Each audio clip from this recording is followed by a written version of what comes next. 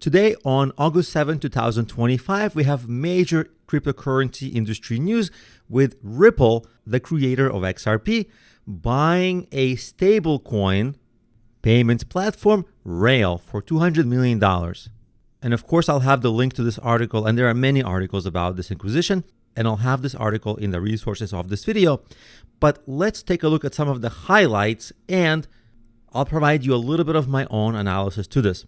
You see, the article goes on to say the deal adds Rail's virtual accounts and automated back office infrastructure to Ripple's capabilities, ultimately streamlining operations.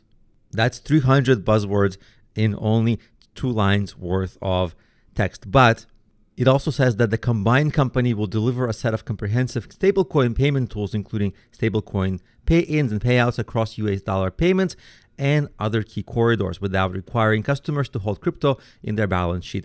In other words, if we use actual English, it's simply going to create easier onboarding and offboarding and provide price stability, because when you buy $1 worth of stablecoin, you get $1 worth of stablecoin.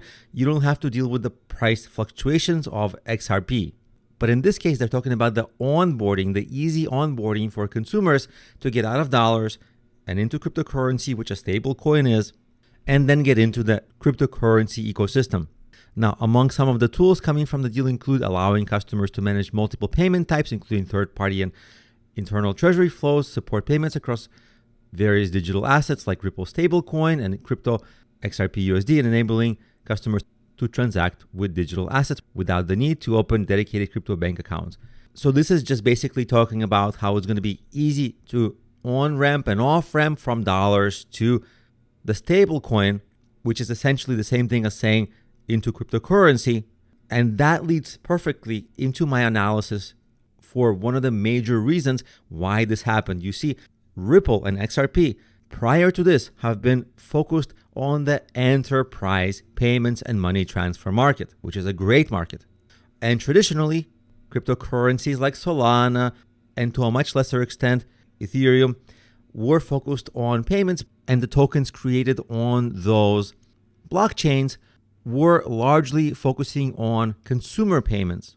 Solana more so for consumer payments, ETH for consumer payments, but largely for enterprise transactions. But for enterprise, XRP was the standard. But here, there's a lot of allusion to supporting payment types, enabling customers to transact. And I understand that customers can mean enterprise customers, but enabling customers to transact with digital assets is something that small investors like you and I need, not so much the enterprise clients, which to me signaled that Ripple may be moving slightly into the consumer payments as well. Maybe. This is just a hot take.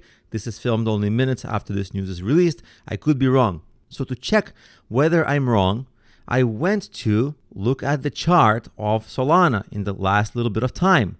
And Solana actually went up. I would have thought it went down, because with this news, we are seeing that XRP is entering a little bit of Solana's ecosystem and becoming more of a competitor. Similarly with ETH, it's up a little bit on the news. Now, they could be up because the markets today overall are up. And although they're up, they're not up tremendously. So this could mean that Ripple may be partially moving into the consumer payment space, although of course it's very early to tell whether that's true. But if it is, it's an interesting play and something to watch, because that's an additional large market that could be in play for XRP, signaling that maybe XRP may take market share away from other cryptocurrencies that enable consumer payments, hence adding long-term value to XRP.